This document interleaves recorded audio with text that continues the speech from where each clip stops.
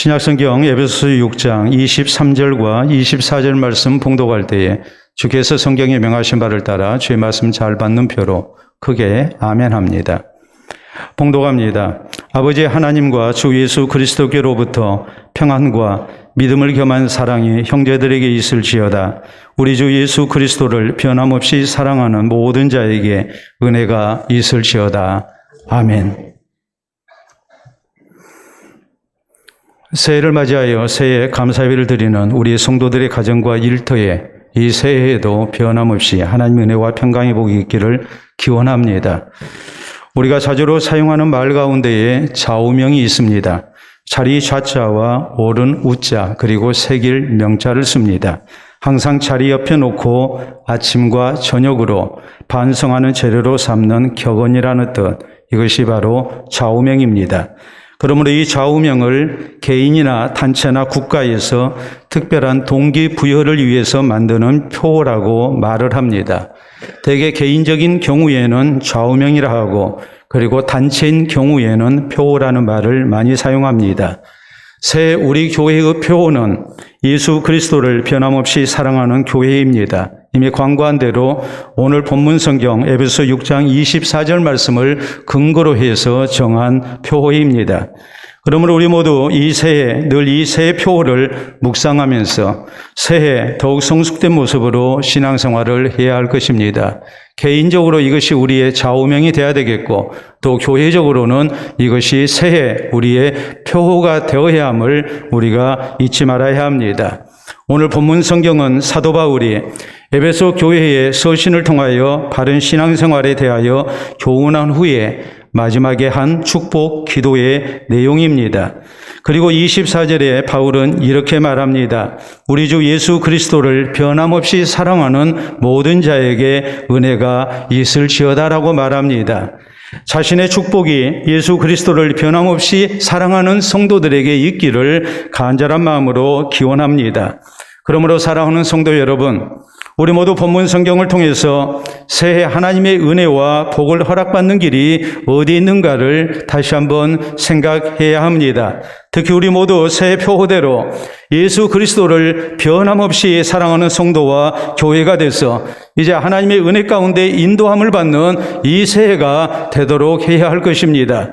그러면 우리 모두 하나님께서 사랑하시고 복 주시는 새해를 허락받기 위해 어떤 신앙 자세로 우리가 이 새해를 살아야 되겠습니까? 우리는 첫째로 평안한 새해 복은 오직 하나님과 예수 그리스도께서 주심을 잊지 말아야 합니다. 23절에 보면 아버지 하나님과 주 예수 그리스도께로부터 평안과 믿음을 겸한 사랑이 형제들에게 있을지어다라고 말합니다. 하나님 아버지와 주 예수 그리스도께로부터 평안이 있기를 기도합니다. 아울러서 믿음을 겸한 사랑이 있기를 기도합니다. 성도들끼리 믿음 안에서 서로 사랑하고 하나 되는 복이 있기를, 교회에 이런 은혜가 있기를 간절한 마음으로 축복합니다. 다시 말해 사도 바울은 에베소 교회의 성도들이 하나님 아버지와 주 예수 그리스도께서 주시는 평안을 누리면서 또 성도들이 신앙 안에서 사랑으로 하나된 가운데 아름다운 교회를 이루고 또 복된 신앙생활 하기를 간절한 마음으로 소원하며 축복을 합니다. 하나님께서 주시는 은혜로 말미암아 에베소 교회의 성도들이 하나님의 주시는 평안의 복을 누리며 또 하나님의 주시는 은총을 누리며 이렇게 아름다운 모습으로 살아갈 것을 간절한 마음으로 구하고 있는 겁니다. 그 이유가 뭐겠습니까? 평안이라는 것은 우리의 생사복의 주인 되시는 하나님 아버지께서 허락해 주셔야만이 우리가 누릴 수 있기 때문입니다. 그렇기 때문에 사도 바울은 이 사실을 자주로 강조합니다. 우리가 에베소 1장 2절에 보면 에베소 교회에 편지를 써보내면서 시작하는 말도 바로 이렇게 시작합니다. 하나님 우리 아버지와 주 예수 그리스도로부터 은혜와 평강이 너희에게 있을지어다. 또 에베소 교회에 보내는 편지만 바울은 그리했던 것이 아니고 그가 교회에 보내는 모든 편지에 동일한 내용을 이렇게 먼저 증거합니다. 로마 교회를 위해서 써보낸 로마서에 또 고린도 교회를 위해서 써보낸 고린도 전서와 후서에도 그리고 빌립보 교회를 위해서 갈라디아 교회를 위해서 골로새 교회를 위해서 그가 써보낸 모든 서신에 한결같이 강조하고 있는 것은 다름이 아니라 하나님 아버지로부터 주 예수 그리스도로부터 은혜와 평강이 너희에게 있기를 원한다고 이렇게 간절한 마음으로 축복합니다.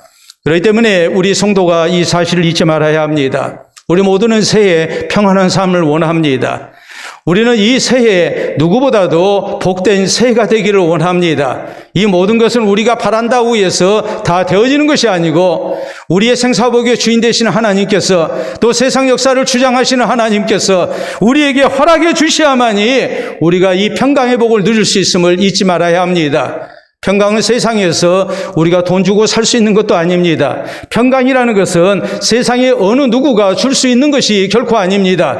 내가 노래 간다고 그래서 내가 원하는 대로 평강이 다 우리에게 주어지는 것도 아닙니다. 평강의 주인은 오직 하나님 한 분이신 것을 기억하며 우리가 이 하나님의 은혜를 구하는 그런 성도가 돼야 된다는 말입니다. 우리 하나님께서는 민수기 6장 22절 이하에 이스라엘의 제사장들에게 백성들을 축복하게 했습니다. 그때 축복의 내용은 이겁니다. 여호와께서 내게 복을 주시고 너를 지키시기를 원하며 여호와는 그의 얼굴을 내게 비추사 은혜 베푸시기를 원하며 여호와는 그 얼굴을 내게로 향하여 드사 평강 주시기를 원하노라 할지니라라고 말씀하십니다. 다시 말해서 하나님께서 우리에게 복을 주시고 우리를 지켜주시고 하나님께서 우리에게 은혜를 베푸시고 평강 주기를 원하도록 이렇게 기도하라고 축복하라고 말합니다. 그리고 하나님이 이런 말씀을 하십니다. 그들은 이같이 내 이름으로 이스라엘 자손에게 축복할지니 내가 그들에게 복을 주리라라고 말씀하십니다. 제사장들은 백성들을 위해서 축복하고 우리 하나님께서는 그 기도를 축복을 받으신 가운데 복을 주시겠다고 이렇게 약속하셔서 평강의 주인은 복의 주인은 오직 하나님 한 분이신 것을 분명하게 말씀하십니다. 다윗이 나라를 얻었습니다. 그리고 그가 수도를 정하고 난 다음에 이 수도에 가장 먼저 했던 일이 있습니다. 그것은 다름이 아니고 하나님의 임재의 상징인 언약궤를 모시는 일이었습니다. 다윗이 무엇을 생각했겠습니까? 이 나라가 잘 될 수 있는 것은 내가 정치를 잘해서만이 다 되어지는 것도 아니고 우리가 열심으로 수고해서 이 나라가 평안한 것도 아니고 우리의 삶의 주인 되신 하나님께서 우리 가운데 같이 하시고 우리를 도우시고 우리를 지켜주시고 우리에게 복을 주시고 은혜를 주셔야만이 우리가 평안을 누릴 수 있기 때문에 다윗은 가장 먼저 이렇게 여호와의 임재를 상징하는 언약궤를 다윗성에 모셔왔던 것입니다. 그러므로 성경은 시편 127편에 우리에게 말씀합니다. 여호와께서 집을 지키지 아니하시면 세우는 자의 수고가 헛되며 여호와께서 성을 지키지 아니하시면 파수꾼의 깨어있음이 헛되도다. 너희가 일찍 일어나고 늦게 누우며 수고의 떡을 먹으며 헛되도다. 그러므로 여호와께서 그 사랑하시는 자에게는 잠을 주시는도다 라고 말씀하십니다. 내가 아무리 대단한 목표를 세웠다고 내가 열심으로 노력했다고 그래서 우리가 원하는 평안을 얻을 수 있는 것이 아닙니다. 하나님이 함께 하셔야 합니다. 하나님이 허락하셔야 합니다. 하나님께서 선한 형편을 주셔야만이 우리의 모든 수고가 헛되지 아니하고 아름다운 평강의 복을 누릴 수 있음을 성경은 우리에게 강조하고 또 강조합니다. 요즘 우리는 변화된 세상을 체험하며 살아갑니다. 인터넷 쇼핑몰을 통해서 우리는 필요한 물품을 구입합니다. 더구나 택배라는 배달 서비스를 통해서 우리는 집에서 앉아서 물품을 구입하고 또 우리는 손에 넣을 수가 있습니다. 특별히 코로나 시국 때문에 우리가 굳이 가게에 방문하지 않고 집에서 편히 앉아서 주문하고 이렇게 물품을 전달받을 수 있는 그런 일들을 우리는 많이 체험하며 살고 있습니다. 세계 최대의 인터넷 쇼핑몰이 바로 아마존입니다. 이 아마존의 로고가 이렇습니다. 여러분 한번 보도록 하겠습니다. 아마존 A에서 Z까지 이렇게 화살표가 표시되어 있습니다. 저것은 무슨 뜻이겠습니까? 영어 알파벳 A와 맨 첫 글자 A와 마지막 글자 Z를 통해서 우리에게 필요한 모든 것을 우리가 주문할 수 있다는 말입니다. 그것을 얼마든지 제공할 수 있다는 말입니다. 그리고 A에서 Z까지의 노란 화살표 이 표시는 바로 만족 가운데서 오는 웃음을 뜻하는 그런 입꼬리가 올라간 모습입니다. 다른 말로 우리가 생각을 하자면 이것은 다름이 아니라 우리가 모든 물품을 아마존을 통해서 구입할 수 있고 또 제공되는 모든 물품은 우리에게 기쁨을 주고 만족과 웃음을 가져다 준다는 말입니다. 참으로 우리는 편리한 세상을 살고 있습니다. 틀림없습니다. 그러나 우리가 기억해야 할 것은 아마존이 우리의 모든 필요를 채운다 할지라도 절대로 우리 인생이 근본적으로 소원하는 평안은 줄 수 없다는 사실입니다. 진정한 평안은 오직 우리의 생사복의 주인 되시는 하나님만이 우리에게 주실 수 있음을 잊지 말아야 합니다. 예수 그리스도만이 우리에게 진정한 평안을 주실 수 있다는 것을 우리는 명심해야 합니다. 그러므로 사랑하는 성도 여러분, 우리 모두 하나님의 자녀된 우리 성도에게 약속된 하나님의 말씀을 기억하며 살아야 합니다. 시편 29편 11절에 성경은 말씀합니다. 여호와께서 자기 백성에게 힘을 주시며 여호와께서 자기 백성에게 평강의 복을 주시리로다라고 말씀하십니다. 하나님이 우리에게 평강의 복을 주실 거라고 성경은 약속하십니다. 우리 예수님은 요한복음 14장 27절에 말씀하십니다. 평안을 너희에게 끼치노니 곧 나의 평안을 너희에게 주노라. 내가 너희에게 주는 것은 세상이 주는 것과 같이 아니하니라. 너희는 마음에 근심하지도 말고 두려워하지도 말라라고 말씀하십니다. 오직 예수 그리스도 안에서 우리 주님이 주시는 참된 평안이 우리에게 있음을, 세상이 줄 수 없는, 세상이 주는 것과 비교할 수 없는 영육간의 참된 평안이 그리스도를 통해서 우리에게 주어짐을 우리 주님은 분명하게 강조하셨습니다. 또 우리에게 약속하셨습니다. 그러므로 우리 성도는 이 새해 이 주님의 약속을 믿고 살아야 합니다. 오직 아버지 하나님만이, 우리 예수님만이 우리에게 평안을 주실 수 있음을 우리는 믿어야 합니다. 그리고 우리는 겸손히 하나님께 경배드려야 합니다. 하나님 의지하고 살아야 합니다. 하나님께 소망 두고 살아야 합니다. 또 하나님 신뢰하고 살아야 합니다. 하나님께 기도하고 살아야 합니다. 그래서 평안한 새해 복을 허락받는 우리 모든 성도들이 될 수 있기를 바랍니다. 둘째로, 우리 하나님께서 누구에게 이 평안의 복을 주시는가 하는 겁니다. 오늘 성경은 말씀합니다. 우리 주 예수 그리스도를 사랑하는 사람에게 주신다고 말씀하십니다. 24절에 보면 우리 주 예수 그리스도를 변함없이 사랑하는 모든 자에게 은혜가 있을지어다라고 말씀하십니다. 우리 주 예수 그리스도를 우리가 변함없이 사랑하게 될 때에 하나님께서 우리에게 평강의 복을 주신다고 분명하게 강조하십니다. 예수 그리스도를 사랑한다는 그 의미가 뭐겠습니까? 먼저는 진실되게 예수님을 나의 구주로 믿어야 한다는 말입니다. 다음으로 우리가 하나님 말씀에 순종해야 합니다. 그리고 구원의 은혜에 감사하는 마음으로, 기쁜 마음으로 우리가 하나님께 헌신되는 삶을 살아야 합니다. 이것이 우리 주님을 사랑하는 모습입니다. 우리가 출애굽기 33장 19절에 있는 말씀을 보면 하나님은 이렇게 강조하십니다. 나는 은혜 베풀 자에게 은혜를 베푼다라고 말씀하십니다. 아무에게나 하나님의 은혜가 주어지는 것이 아니라는 말입니다. 하나님께서 보실 때에 은혜를 베풀 만한 사람, 하나님의 조건을 충족시켜야만이 하나님께서 그 사람에게 은혜와 평강의 복을 주신다고 약속하십니다. 그러므로 우리는 하나님께서 은혜를 주시는 성도가 되어야 되고, 또 하나님께서 은혜와 평강의 복을 주실 만한 아름다운 신앙생활을 우리가 힘써야 합니다. 성경은 신명기 6장 5절에 하나님 우리에게 이렇게 요구하십니다. 너는 마음을 다하고 뜻을 다하고 힘을 다하여 내 하나님 여호와를 사랑하라라고 말씀하십니다. 하나님을 사랑하는데 우리의 마음과 힘과 뜻을 다해서 하나님을 전인격적으로 사랑해야 한다. 하나님 사랑이 진실해야 한다. 우리의 최선을 다한 하나님 사랑이 우리에게 있어야 한다고 우리에게 강조합니다. 우리 예수님께서는 요한복음 14장 21절에 이렇게 말씀하십니다. 나의 계명을 지키는 자라야 나를 사랑하는 자니 내 아버지께서도 그를 사랑하실 것이요 나도 그를 사랑하여 그에게 나를 나타내리라라고 말씀하십니다. 어떤 사람이 예수님을 진실되게 사랑하는 사람인가?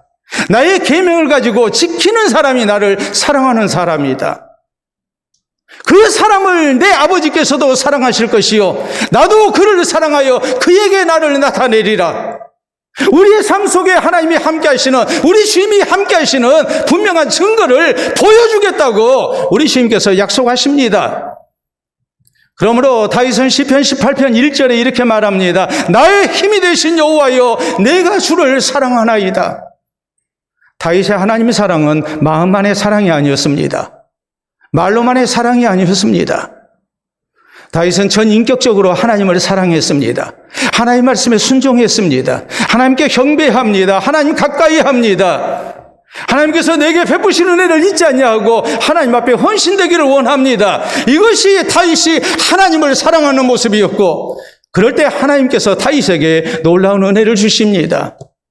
다윗은 시편 116편 12절에 이렇게 기도합니다. 여호와께서 내게 주신 은혜를 내가 무엇으로 보답할까?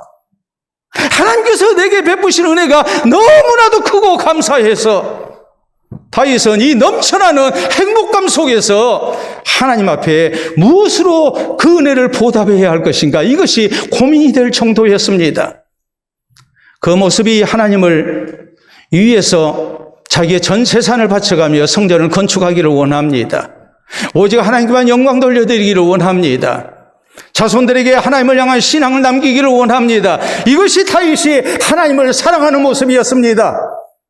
오늘 우리에게 바로 이런 모습의 하나님 사랑이, 우리 주님 사랑의 모습이 있어야 합니다. 단순히 내 마음으로 입술로만의 사랑이 아닙니다. 우리나라에 들어와 있는 외국인들에게, 우리말을 어느 정도 아는 외국인들에게 우리말 가운데 가장 아름다운 말이 어떤 것인지 물어봤습니다. 그럴 때 가장 많이 답했던 단어가 있습니다. 바로 사랑입니다. 우리 한글 가운데 가장 아름다운 단어, 그것은 외국인들이 말할 때 사랑이라고 이렇게 대답합니다. 사랑이라는 말의 어원, 그 어원을 여러 가지로 주장합니다. 그 가운데 가장 지지받는 사랑이라는 이 말의 어원은 한자에서 온 걸로 이렇게 이제 많은 사람들에게 전문가들은 얘기합니다. 바로 이 글자입니다. 여러분 보시게 되면 생각사자의 부필양자입니다. 사량, 사랑이라는 말이 변해서 사랑이 됐다고 말합니다. 무슨 의미겠습니까? 사랑을 하게 되면 생각이 많아집니다. 그 사람을 많이 사랑합니다. 생각합니다. 또 사랑을 하게 되면 어떻게 될까요? 기쁜 마음으로 그를 보기를 원하고 또 그를 위해서 나를 희생하기를 원합니다. 이게 사랑의 실체입니다. 그렇기 때문에 우리가 주님을 사랑한다고 했을 때에, 예수 그리스도를 사랑한다고 했을 때에 우리의 사랑이 어떤 모습으로 나타나야 할까요? 우리의 마음만의 사랑이 아닙니다. 우리의 입술만의 사랑이 아닙니다. 정말 우리의 삶 속에 주님을 늘 묵상하며 우리 주님의 말씀을 우리가 순종하고 주께서 내게 베푸신 은혜에 감격해서 기쁜 마음으로 주를 위해서 살고 싶어하는 마음, 헌신되기를 원하는 마음, 이 사랑이 우리에게 있어야 한다는 말입니다. 그럴 때 하나님께서 그 사람을 사랑하십니다. 그에게 하나님의 은혜와 평강의 복을 주신다는 것을 잊지 말아야 합니다. 사랑하는 성도 여러분, 성경은 로마서 8장 28절에 분명하게 말씀합니다. 우리가 알거니와 하나님을 사랑하는 자, 곧 그의 뜻대로 부르심을 입은 자들에게는 모든 것이 합력하여 선을 이루느니라. 하나님을 사랑하는 자, 하나님을 사랑하는 자에게 모든 것이 합력하여 선한 역사로 나타납니다.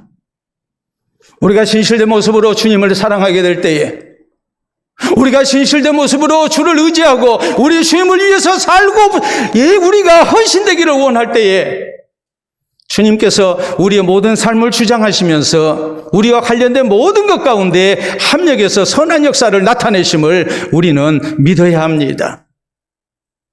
그러므로 이 새해 우리 모두 우리 주님을 진실되게 사랑해야 합니다. 최선을 다해서 우리가 사랑해야 합니다. 주의 말씀에 순종하는 삶, 주님 앞에 감사하는 모습, 그리고 하나님 나라 사역의 기쁨으로 감격 속에 헌신되는 모습이 우리에게 있어야 합니다. 그래서 하나님의 사랑 가운데, 하나님의 은혜 가운데 이 새해 평강의 복을 누리는 우리 모두가 될 수 있기를 바랍니다. 셋째로 우리가 기억해야 할 일이 있습니다. 우리 주님을 사랑하되 우리는 변함없이 주를 사랑해야 합니다. 24절 말씀합니다. 우리 주 예수 그리스도를 변함없이 사랑하는 모든 자에게 은혜가 있을지어다. 변함없이 사랑해야 한다. 변함없이 사랑해야 한다는 말은 시간적으로 끝까지 사랑해야 한다는 말입니다. 처음에는 사랑했는데 시간이 지나고 난 다음에 변해버리는 그런 모습이 돼서는 안 됩니다. 두 번째는 질적으로 변함이 없어야 한다는 말입니다. 진실된 모습으로 최선을 다한 주님 사랑이 우리에게 있어야 한다는 말입니다. 어떤 경우에도 주님 사랑이 변해서는 안 된다는 말입니다. 그 이유가 무엇입니까? 그래야만이 그 사랑이 진짜로 하나님께서 인정해 주시기 때문입니다. 그리고 하나님께서 우리에게 약속하신 대로 하나님의 평안의 복을 허락하시기 때문입니다. 우리가 성경을 보면 그 일을 분명히 알 수가 있죠. 베드로가 예수님을 3번 부인했습니다. 주님의 경고가 있었음에도 불구하고 혹시라도 예수님처럼 잡혀서 그가 고난을 당할까 봐서 또 죽음이 두려워서 베드로는 예수님을 3번이나 부인했습니다. 이 베드로를 예수님이 찾아오십니다. 그리고 그에게 물으십니다. 요한의 아들 시몬아, 네가 이 사람들보다 나를 더 사랑하느냐? 왜 나를 부인했느냐고 묻지 않습니다. 왜 나를 버렸느냐고 묻지 않습니다. 네가 왜 약속대로 하지 아니했느냐고 주님은 책망하지 않았습니다. 대신에 오직 한 가지만 물으십니다. 네가 나를 사랑하느냐? 베드로는 분명히 주님 사랑했습니다. 그런데 그 사랑이 변함없는 사랑이 아니었습니다. 형편 따라서 변했습니다.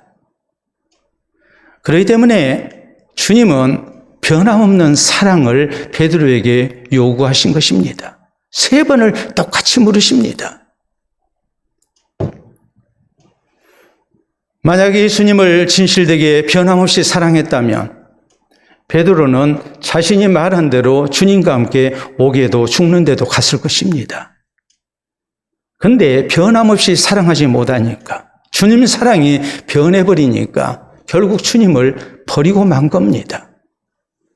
우리 예수님께서 요한계시록 2장에 보면 에베소 교회를 책망하십니다. 그 책망의 내용은 다른 게 아닙니다. 너의 처음 사랑을 버렸느니라.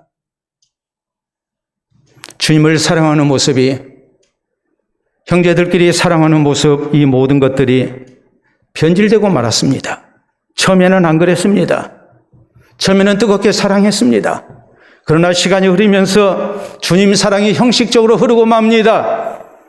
진실을 상실하고 말았습니다.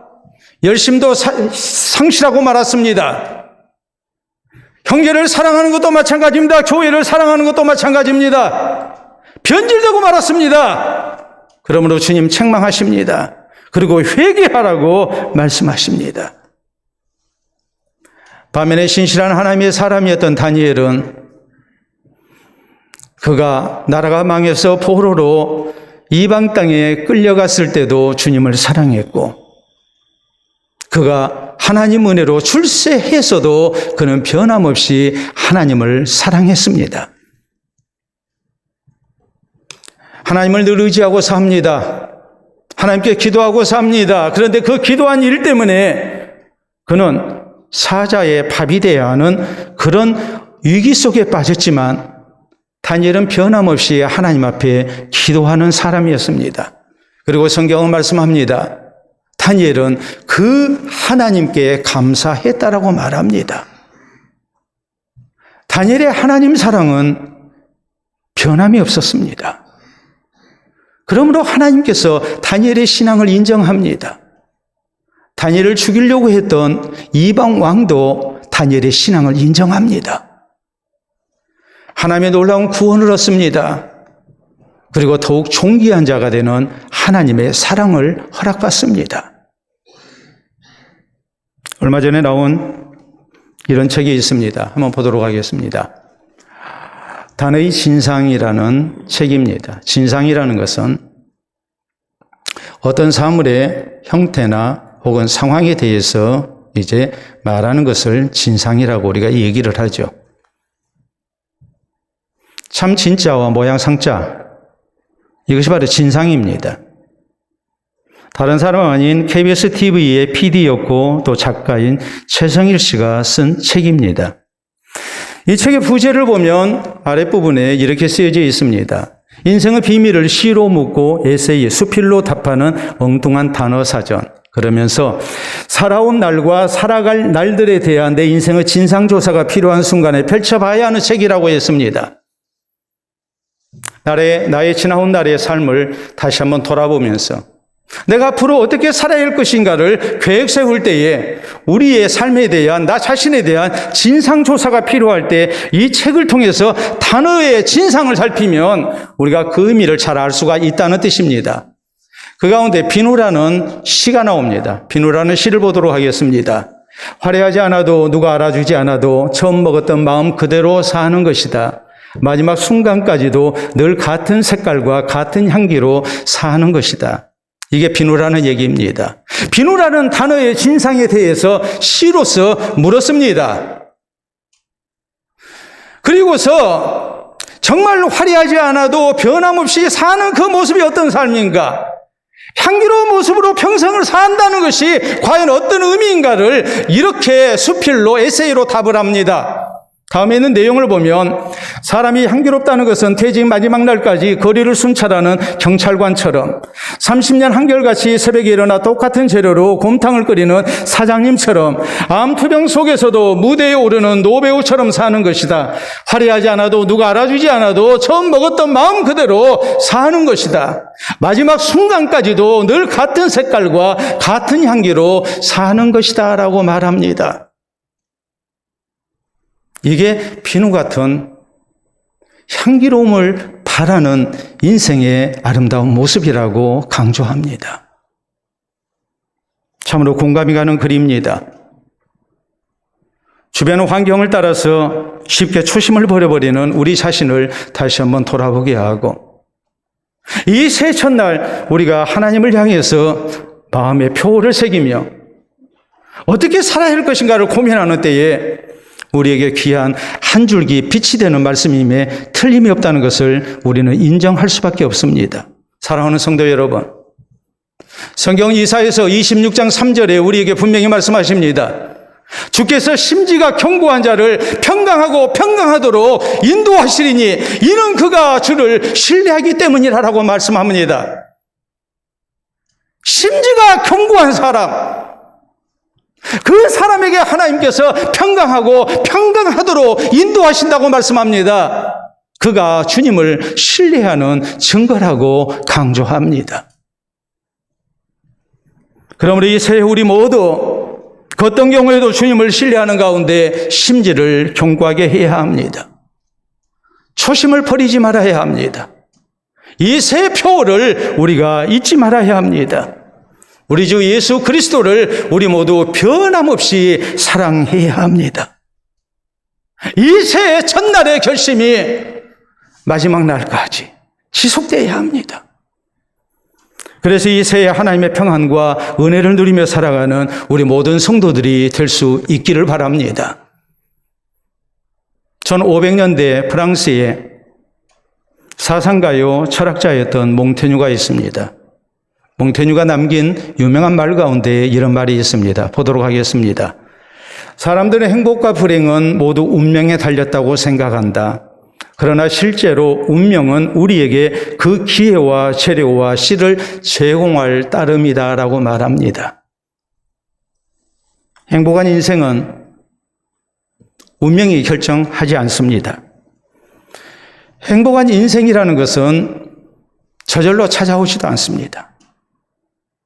우리가 새해 감사 예배를 하나님 앞에 첫날 드렸기 때문에 우리에게 아름다운 새해가 열리는 것도 결코 아닙니다.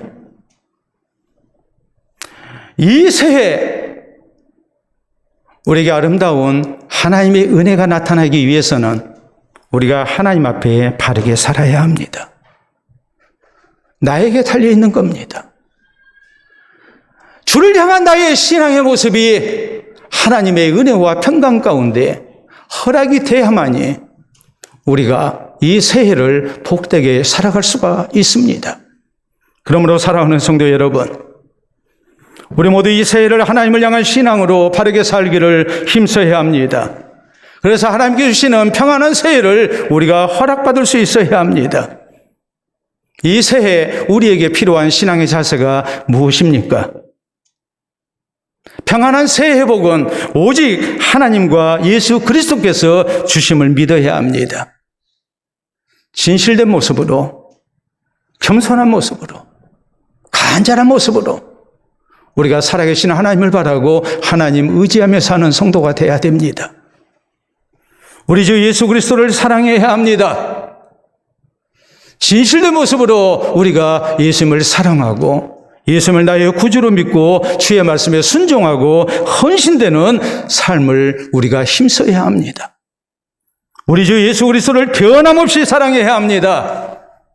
오늘 우리가 가졌던 이 마음이 이 새해를 살면서 그 어떤 순간에도 변질돼서는 안 됩니다. 변함없는 모습으로 끝까지 우리 주님을 향한 신앙으로 살고 주님을 사랑하는 성도가 되어야 됩니다.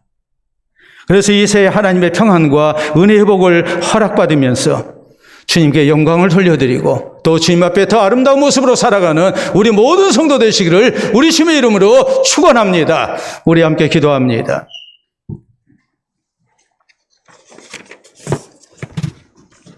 오늘 이 예배가 지난 한 해를 정리하며 또 하나님 은혜 가운데 새 출발하는 귀한 예배가 되도록 해야 합니다. 우리 모두 새 출발을 잘 할 수 있는 것에 대해서 하나님 앞에 감사하고 이 새 출발이 끝까지 지속되도록 우리가 또 주님 앞에 다짐하는 기도를 드려야 합니다. 오직 우리 주 예수 그리스도를 변함없이 사랑하며 살아계신 하나님 의지하고 또 주님 앞에 헌신된 주님을 영화롭게 하는 삶을 살 것을 다짐합시다.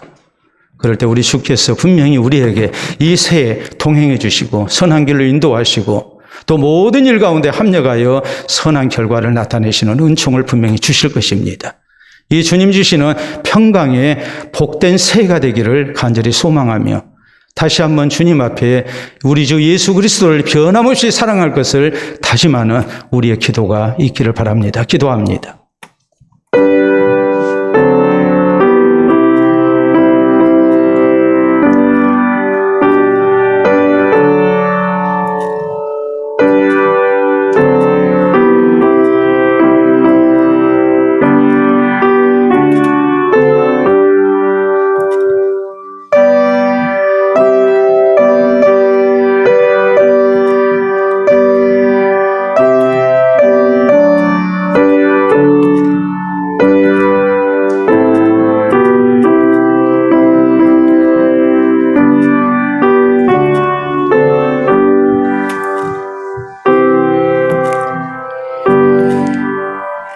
이 시간도 살아계신 우리 아버지 은혜를 진심으로 감사합니다. 에베네셀 되신 하나님께서 지난 한 해를 주의 은총 속에 살게 하시고 우리로 평안한 가운데 새해 첫날을 맞이토록 은혜 주시니 감사합니다. 우리에게 믿음의 복을 주시고 열심의 복을 허락하여 주셔서 이렇게 새해 감사 예배의 자리에 우리가 모일 수 있도록 하시고 진실된 모습으로 주께 경배를 드리며 또 우리 주를 의지토록 은혜 주시니 참으로 감사합니다. 새해 모든 삶을 우리의 가정과 일터를 주님 앞에 맡겨드리며 주께서 인도하시는 선한 길을 우리가 걸어가기를 원합니다. 무엇보다도 살아계신 하나님만이 우리의 생사복의 주인 되심을 믿고 우리 주 예수 그리스도를 변함없이 진실된 모습으로 사랑하는 우리가 되게 하여 주시옵소서. 늘 주를 가까이 하게 하시고 살아계신 하나님 의지하게 하시고 주님께 기도하며 주를 향한 예배를 우리가 소홀히 여기지 아니하도록 도와주시옵기를 원합니다. 우리 주님께 나와 경배드리며 우리 주님을 진실된 모습으로 사랑하게 하시고 또 주께서 우리 가운데 맡기신 모든 직임을 우리가 잘 감당하며 주를 향한 헌신 속에 우리가 주님을 영화롭게 하기를 원합니다. 이 변함없는 모습으로 우리가 주님을 사랑하기를 원합니다. 올 한 해 우리의 사랑하는 성도들의 신앙의 모습이 변함없이 주를 사랑하는 모습이 되게 하시고 여러 가지 주변의 여건 때문에 우리의 신앙이 변질되는 일이 있지 않도록 우리를 붙들어 주시옵소서. 우리의 마음에 의지를 굳건히 하는 가운데 심지가 고든 백성으로 우리가 주를 사랑하게 하시고 주를 의지하게 하시고 주께 헌신되는 성도들이 되게 하여 주셔서 우리 주께서 저희를 사랑하시며 저희 가운데 같이 하시고 동행하시며 붙드시고 도우시는 은총 속에 평안한 한 해가 되게 하시고 마음의 소원을 이루시는 우리 주님을 만나는 아름다운 체험들이 더욱 많아지도록 역사하여 주시옵소서. 감사하며 예수님 이름으로 기도하옵나이다. 아멘.